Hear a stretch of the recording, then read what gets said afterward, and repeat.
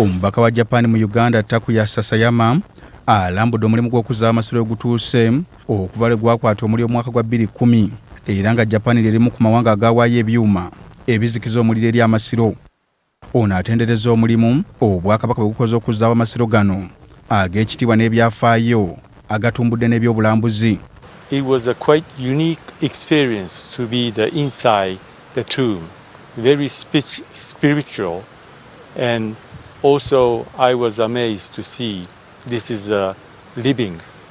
And also I was very much proud to be briefed that after the very difficult incident in 2010, it has recovered and almost back to what we were before the fire incident. And I was very proud of my government and the people of Japan to support this reconstruction. Wabula nakkaatiriza nti baakwongera okukwatagana n'Obwakabaka mu bintu bingi ebikulakulanya abantu. I am also here to follow up his visit. In this way, we can kind of follow up what we have done for reconstruction, and we are ready to be here to continue our cooperation.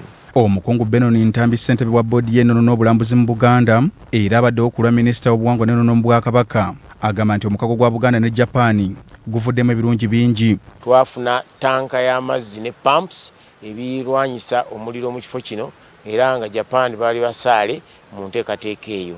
Kati nno olwaleero bazze okwongera okulaba wetutuuse mu nteekateeka yonna ate era twebaza Japan kubanga bavudde wano nga bamaze okutukakasa nti enkolagana ya Buganda Kingdom ne Japan egenda mu maaso. Ssenkulu wa Buganda Heritage and Tourism Board agamba nti bagenda kulongoosa ebifo by'ennono ebirala bongera okutumbula obuwangwa mu ggwanga kyongera ensimbi. Kasubi yekka si ekifo ky'ebyobulambuzi mu Bwakabaka naye tulina ebifo ebirala, tulina ekifo kyaffe ekikulu nga eky'Enaggalabi e Buddo, tulina embiri zaffe ez'enjawulo, tulina ebifo byaffe, tulina embuga ez'ebika eby'enjawulo.